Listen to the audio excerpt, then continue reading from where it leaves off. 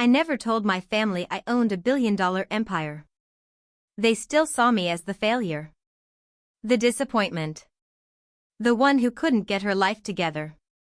So when the Christmas Eve invitation came, I knew exactly what it was. Not a reunion. Not forgiveness. A stage. A performance. One last chance for them to remind me, and everyone else, that I would never measure up. My younger sister had just been promoted to CEO. $500,000 a year. Magazine covers. LinkedIn posts with thousands of likes. She was everything they wanted me to be. And I was the cautionary tale they whispered about at family gatherings. So I decided to play along. I'd walk in as the broken girl they expected. Naive. Struggling. Small. But the moment I walked through that door, I knew this night would change everything. If you're enjoying this so far, don't forget to like this video and subscribe. I promise, you'll want to see how this ends. My name is Emma. And this is the story of the night I stopped being invisible. The invitation arrived 3 weeks before Christmas. Cream-colored cardstock. Embossed gold lettering. My mother's handwriting in perfect cursive across the envelope. It looked elegant. Expensive. But I could feel the coldness even before I opened it. Join us for Christmas Eve dinner. The family would love to see you. Would love to see you. Not we miss you. Not please come home. Just, would love to see you. I held the card in my hand and felt my chest tighten. I hadn't been home in 3 years. 3 years of silence. Of unanswered calls. Of holidays spent alone in my penthouse apartment overlooking the city. They didn't know about the penthouse. They didn't know about the empire I'd built from nothing. They didn't know that the struggling freelance writer they once pitied now owned a media conglomerate worth over $1 billion. And I'd kept it that way on purpose. Because the moment they found out, everything would change. They'd want something. They'd pretend the last 10 years never happened. They'd rewrite history and paint themselves as the supportive family who always believed in me. But I remembered the truth. I remembered every word. I sat down at my marble kitchen island and stared at the invitation. My assistant, Claire, walked in with my afternoon espresso. "You okay?" she asked, noticing my expression. "My family invited me to Christmas dinner." She raised an eyebrow. "The family that hasn't spoken to you in 3 years? That's the one. Are you going?" I looked at the card again. At my mother's perfect handwriting. At the polite, distant words.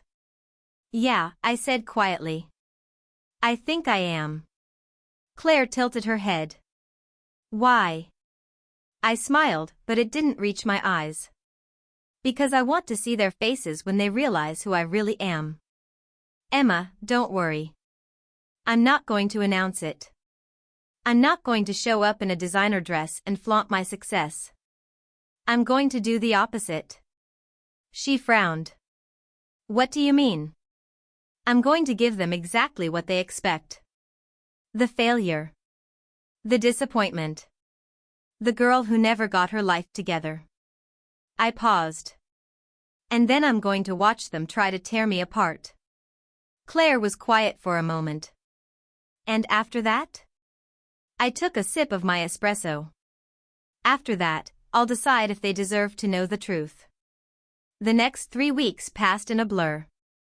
I prepared for Christmas Eve the way a general prepares for war. Every detail mattered. Every choice was strategic. I went shopping, but not at the boutiques I usually frequented. I went to discount stores. Thrift shops. I bought a plain black dress that looked cheap. Worn flats with scuffed toes. A coat that had seen better days. I practiced my posture.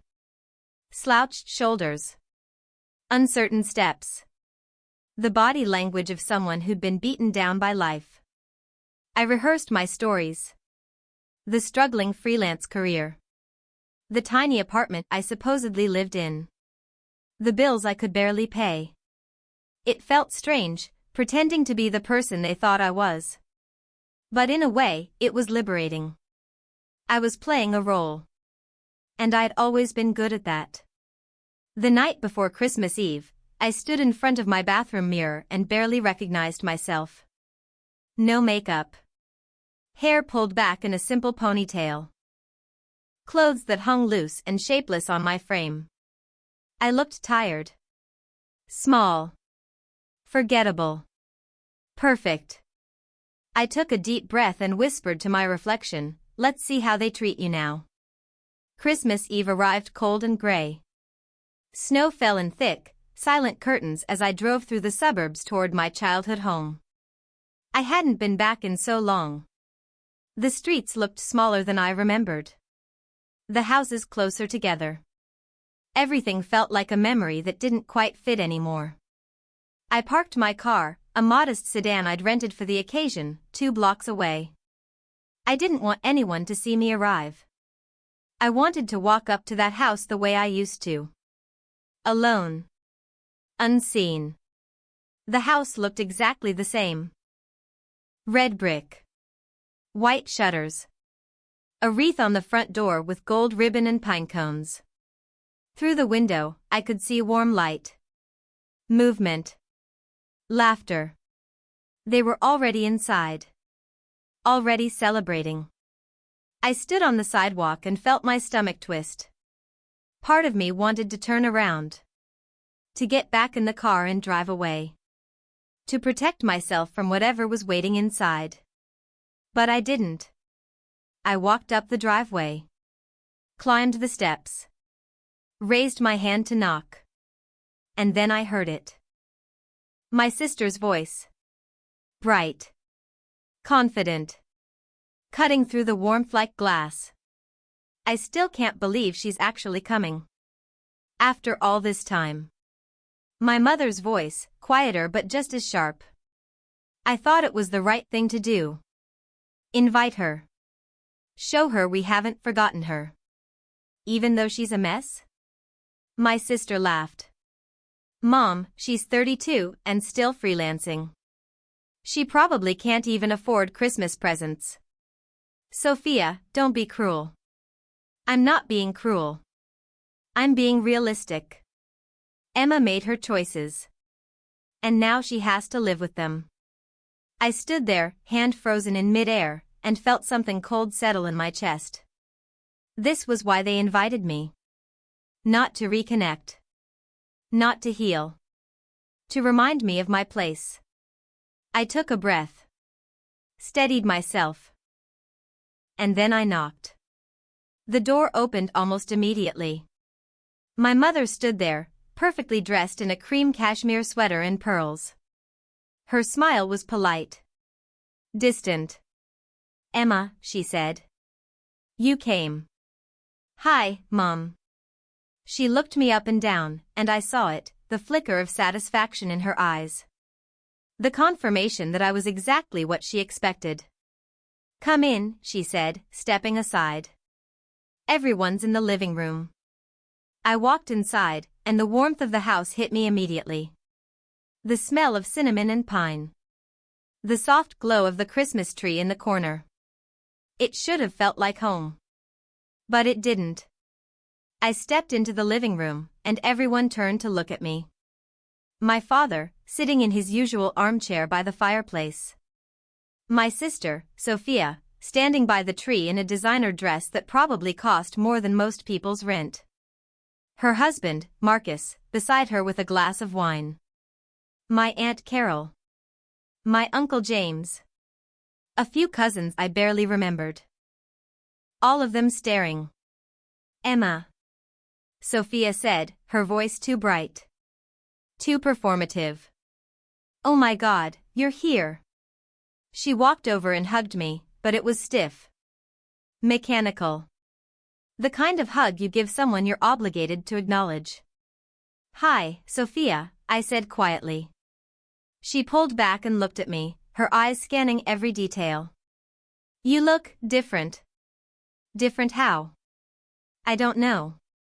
Tired, I guess. She smiled, but it didn't reach her eyes. Are you okay? I'm fine. Are you sure? Because, you can always talk to us, right? We're family.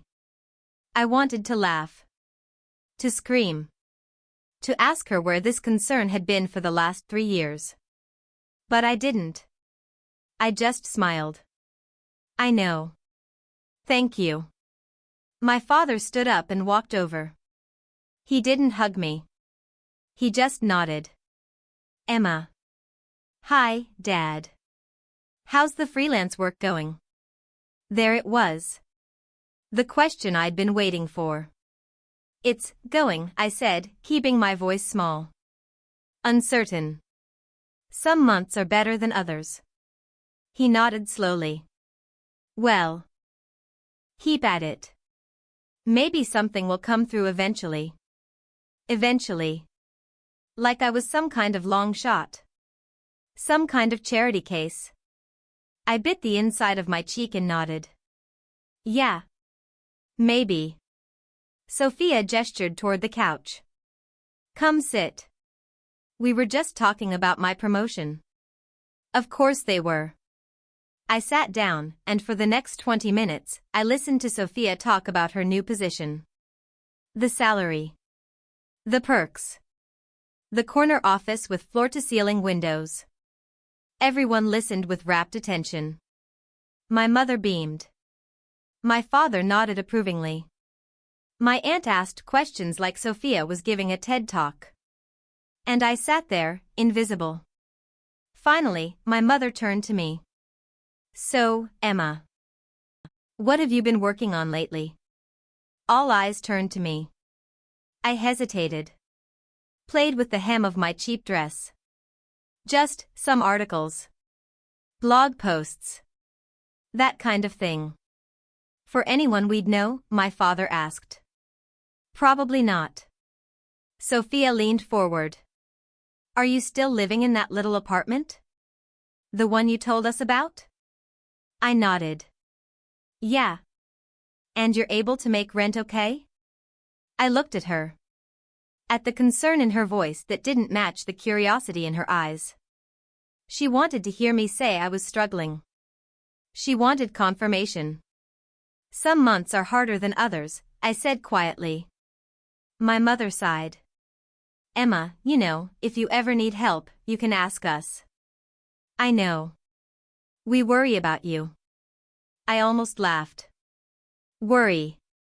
They didn't worry. They judged. They gossiped. They used me as a cautionary tale. But I didn't say that. I just nodded. I'm okay. Really? Sophia exchanged a look with my mother. A look that said everything. She's hopeless. Dinner was worse. We sat around the long dining table, and I felt like I was on display. Every time I reached for something, someone watched. Every time I spoke, the conversation shifted back to Sophia. My aunt asked about my love life. I said I didn't have one. My uncle asked if I'd thought about going back to school. I said I hadn't. Sophia talked about the charity gala she was hosting next month. The $500 a plate fundraiser. The celebrities who'd confirmed. And I sat there, silent, eating food I could barely taste. At one point, Sophia turned to me. You should come to the gala, Emma. It might be good for you. Networking, I don't think I'd fit in, I said. Oh, don't say that. Everyone's welcome. Even if you're not, in that world yet.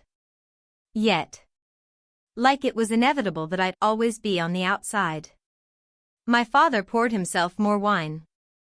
Emma, have you thought about getting a real job? Something stable? I looked at him.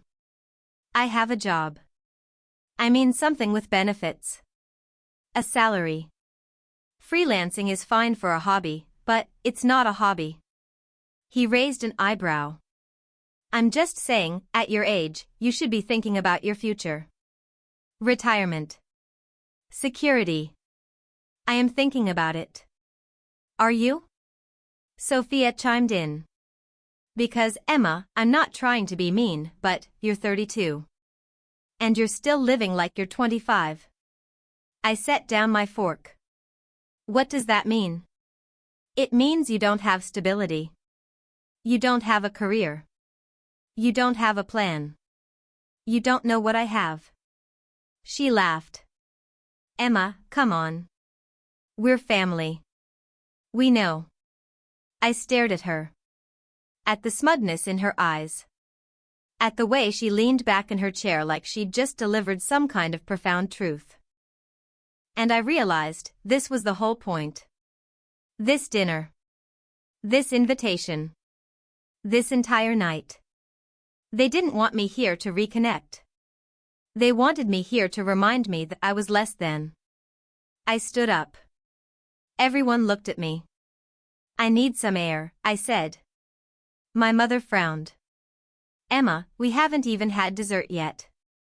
I'll be back. I walked out of the dining room, through the hallway, and out the back door into the cold night. I stood on the porch and breathed. The snow had stopped, and the air was sharp and clean. I pulled out my phone and stared at the screen. One text. One call. And I could end this charade. I could tell them the truth. Show them who I really was. Watch their faces change. But something stopped me. Because the truth was, I didn't want their validation anymore. I didn't need them to know I was successful. I didn't need them to be proud of me. I just needed to know that I could walk away. And mean it. I stood there for a long time, staring at the snow-covered yard. And then I heard the door open behind me. Sophia. Hey, she said softly. You okay? I didn't turn around.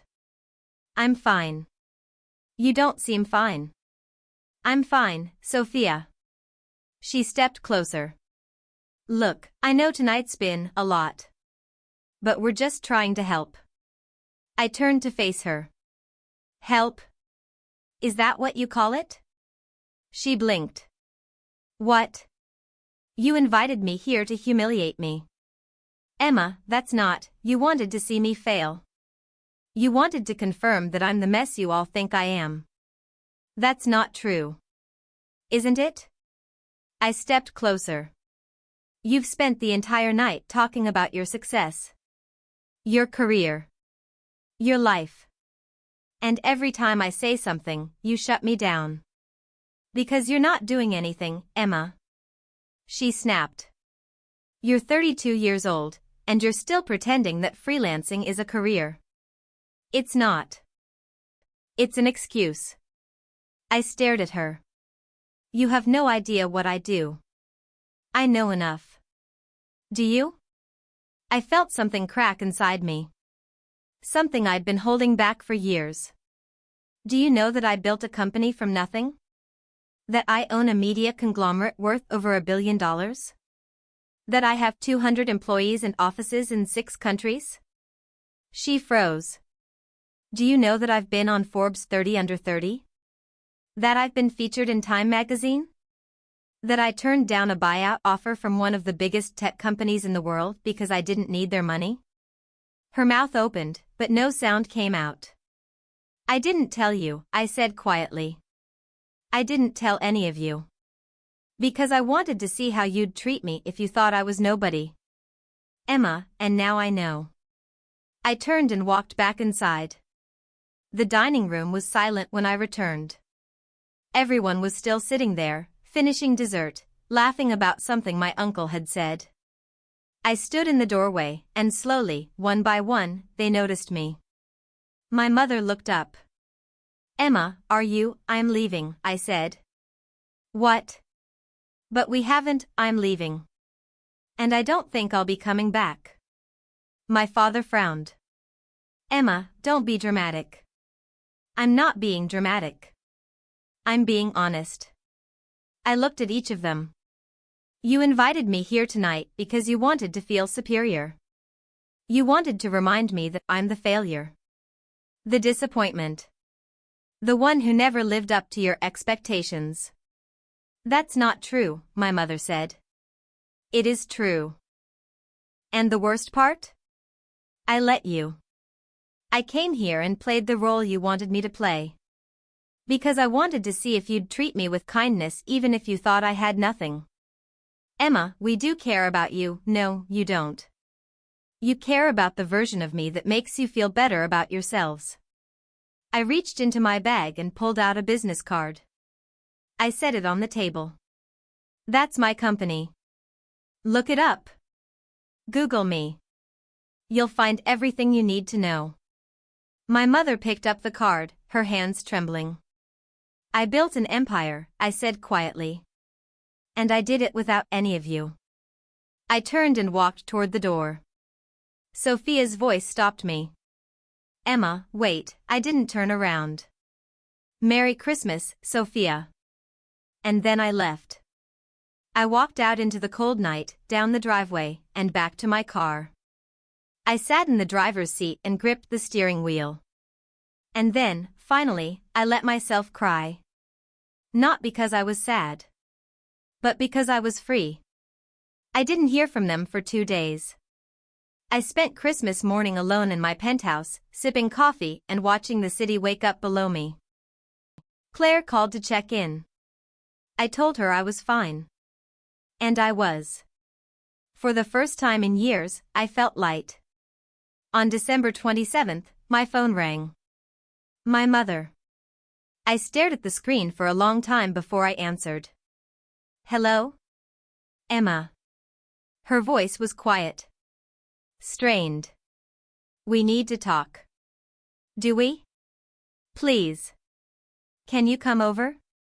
Or, can we come to you? I hesitated. Why? Because I owe you an apology. I closed my eyes. Mom, please, Emma. Just give me a chance. I didn't want to. Every part of me wanted to hang up. To move on. To leave them behind.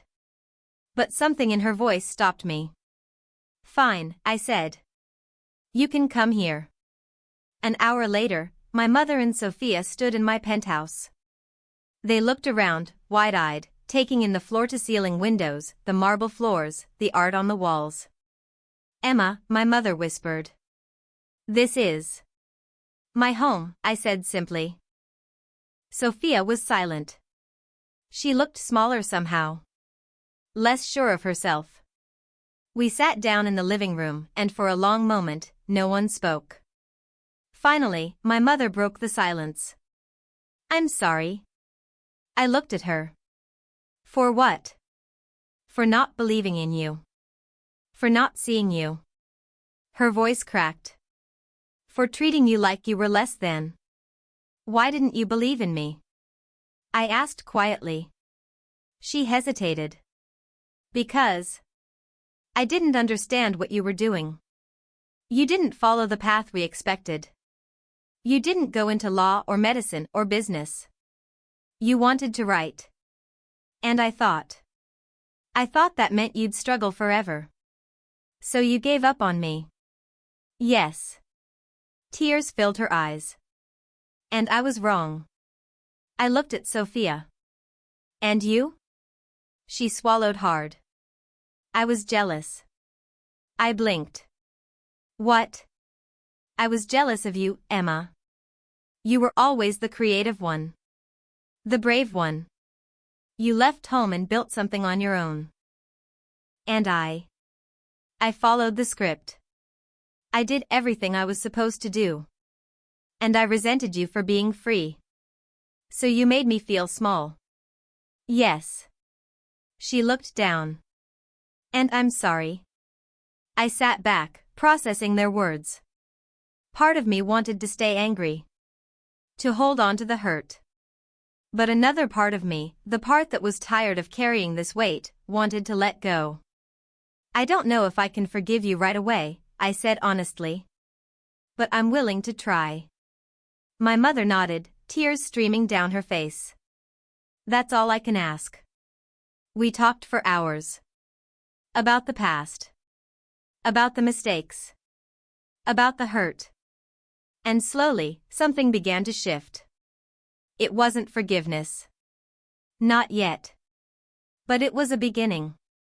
3 months later, I stood on a stage in front of 500 people at Sophia's charity gala. She'd asked me to speak. To share my story. And after a lot of thought, I'd agreed. I looked out at the crowd, at the faces watching me. And I began. My name is Emma. And for a long time, I believed I was a failure. I told them about the years of doubt. The rejection. The loneliness. And then I told them about the empire I built. Not for applause. Not for validation. But because I wanted people to know, especially the ones sitting in the back, the ones who felt invisible, that their worth isn't determined by other people's expectations. When I finished, the room erupted in applause. I looked over at my family, sitting in the front row. My mother was crying. My father was smiling. Sophia was nodding. And for the first time in my life, I felt seen. Not because they finally recognized my success, but because I finally recognized my own. After the gala, I stood outside under the stars, letting the cool night air calm my racing heart. Sophia found me there. That was beautiful, she said. Thanks. She hesitated. Emma, can I ask you something? Sure. Do you think you'll ever really forgive us? I looked at her. At the vulnerability in her eyes. I don't know, I said honestly. But I think I'm ready to try. She nodded slowly. That's more than I deserve. Maybe. I smiled. But it's a start. We stood there in silence for a moment, and then she surprised me. I'm proud of you, she said quietly. I know I should have said it years ago. But I'm saying it now. I'm proud of you, Emma. I felt tears prick my eyes. Thank you. She pulled me into a hug. A real one this time. And I let myself hold on. The months that followed weren't perfect. Healing never is. There were hard conversations. Setbacks. Moments when old wounds reopened. But slowly, carefully, we rebuilt. My parents came to visit my office. They met my team. They saw the work I'd been doing for years. Sophia and I started having lunch once a month. We talked about our lives, our fears, our dreams. And my father, the man who once told me to get a real job, called me one day just to say he was proud of me. I cried when I hung up. Not because I needed his approval. But because it felt good to finally have it. 1 year later, I stood in front of my team at our annual company retreat. I looked out at the faces of the people who believed in me when no one else did. Thank you, I said simply. For seeing me when I was invisible. They applauded, and I felt my chest swell with gratitude. After the meeting, Claire pulled me aside. How are you feeling? She asked. Good, I said. And I meant it. Any regrets? I thought about that Christmas Eve. About the humiliation. The pain. The moment I almost walked away from my family forever. No, I said. No regrets. Because that night had taught me something invaluable. It taught me that my worth wasn't tied to their validation. It taught me that I didn't need them to see me in order to be seen. And it taught me that sometimes, the greatest revenge isn't proving people wrong. It's proving yourself right. I drove home that night, the city lights glittering below me, and I thought about the girl I used to be. The one who believed she was a failure. The one who thought she needed her family's approval to matter. And I realized she was never a failure. She was just waiting for the right moment to rise. And when she did, she didn't just rise. She soared. Christmas came again. And this time, when the invitation arrived, it was different. Handwritten. Personal. Warm. Please come home, Emma.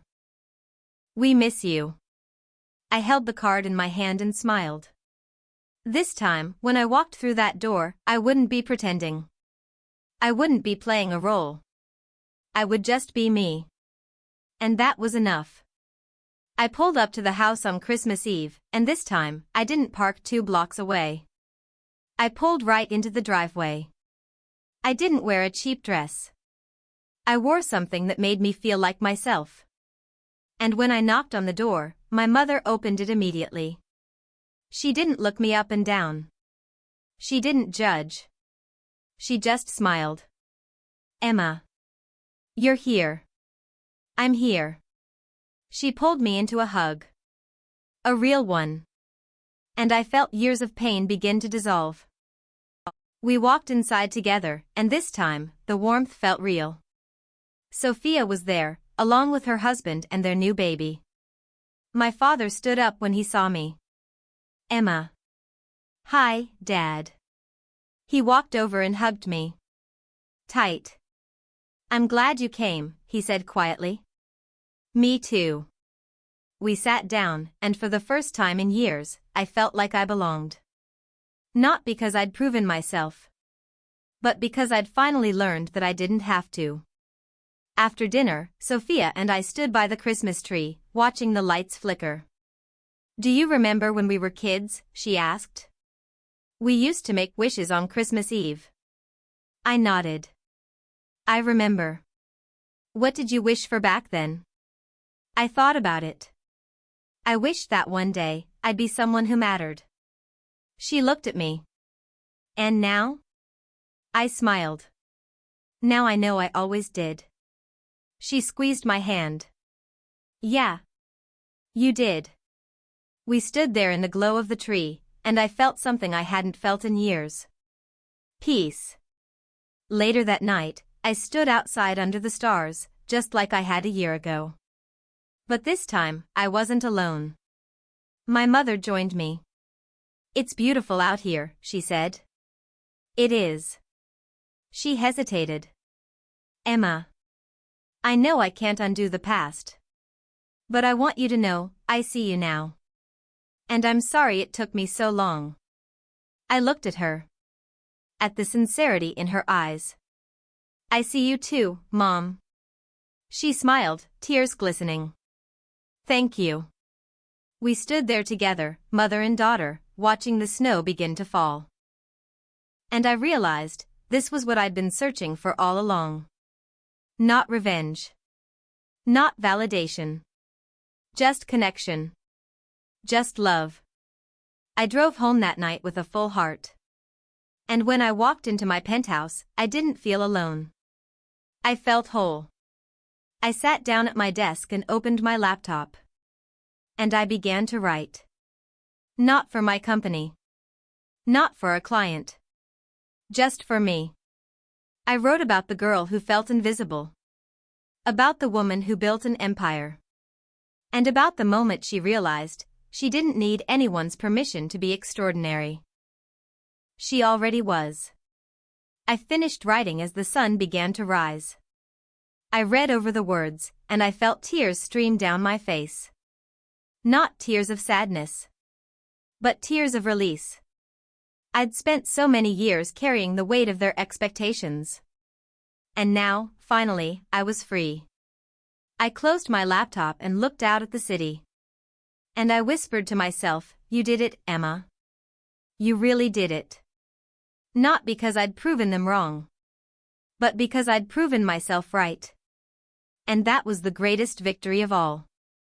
The weeks and months that followed were different. I didn't hide anymore. I didn't shrink. I didn't apologize for taking up space. I showed up as myself unapologetically, fully, completely. And the world responded. My company grew. My relationships deepened. My life expanded. But more than that, I felt at peace. Because I'd learned the most important lesson of all, your worth isn't determined by the people who can't see it. It's determined by you. And once you see it, once you truly, deeply know it, no one can ever take it away. I never told my family that I owned $1 billion empire. They still saw me as a failure. So they invited me to Christmas Eve dinner, to humiliate me. But the moment I walked through that door, everything changed. Not because they finally saw me, but because I finally saw myself. And that made all the difference.